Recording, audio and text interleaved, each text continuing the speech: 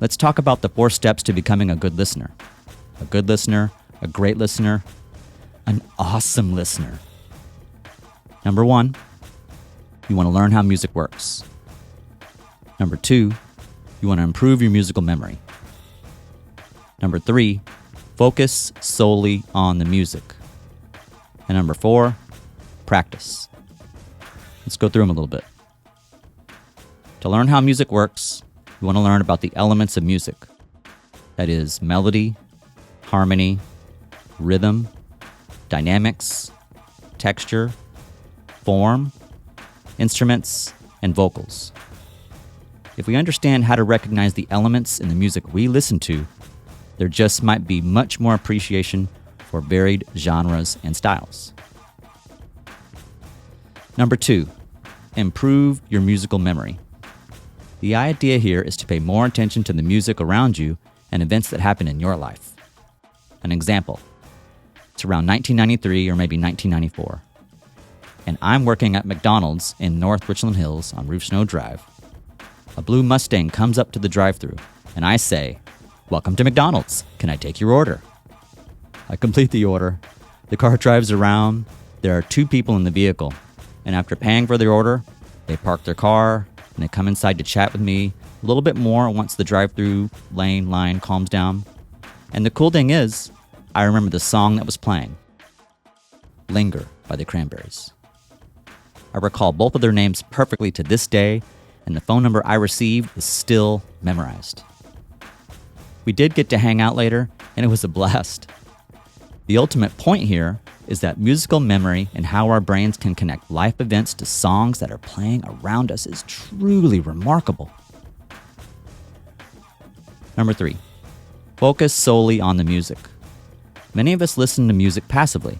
That is, music while doing homework, dishes, driving, and other tasks, etc. Now, that's okay. It's all good. The challenge is to listen to music actively without any other distractions. Now, that doesn't mean you cannot daydream, draw, or doodle. That could be part of the process or journey. If you do daydream, draw, or doodle, or write your thoughts on the music as you listen, this can bring you closer to the musical journey or story of the composition. However, when you truly focus on the music, our sole purpose is to concentrate on that active listening session. Try to listen to the music and figure out what's going on with the elements and/or what is the story that you get from the music, whether it be orchestral, opera, ballet, R&B, rock and roll, heavy metal, rap, hip-hop, country, EDM, pop, K-pop, jazz, wow, and so much more. Oh my gosh. Look, there's no right or wrong way to listen or play music. The most important idea here is to improve your musical focus and attention. And remember, whether you like the music or not is irrelevant. Sometimes we learn more from the things we do not like, and you might be surprised that it grows on you. Number 4, practice. While Malcolm Gladwell popularized the 10,000-hour rule years ago in the book Outliers, The Story of Success, there are more things of note on one's journey to greatness.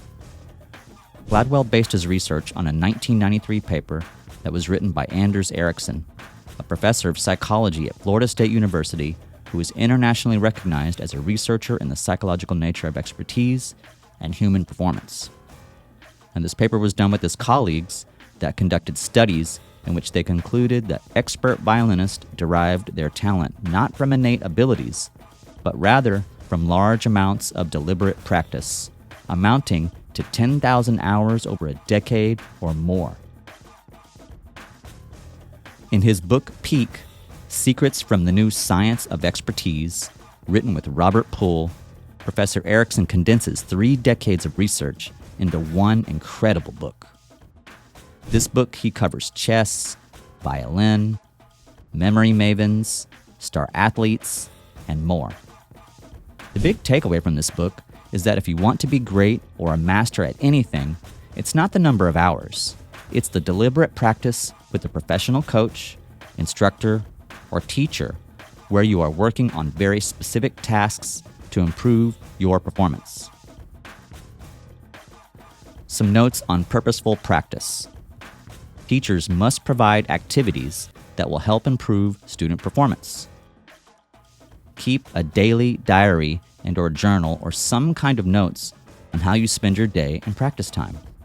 That is, sleeping, eating, working, class, studying, practicing alone, practicing with others, performing, and so on. Feedback and modification of efforts to that feedback, very important. Much of this feedback comes from the teacher or coach in the beginning. In time, self-monitoring will be key to your own feedback as to spot mistakes and adjust accordingly. Mental representations, i.e. self-monitoring, make it possible to know how one is doing, both in practice and in performance. They show the right way to do something and let you know when things are wrong so that you can correct them. Focused practice is imperative. No distractions. Well-defined specific goals are crucial. Do not just repeat things over and over. Once you get it right, you must continue the practice to maintain that awesomeness. And goals will be meaningless and unattainable if there are not systems set in place to achieve said goals. So, you want to put a bunch of baby steps together to reach a longer-term goal. You also want to push yourself beyond your comfort zone. Improvement is hard, and you may not always enjoy the work. So, don't try harder, try differently. The message here on practice can be applied to many things.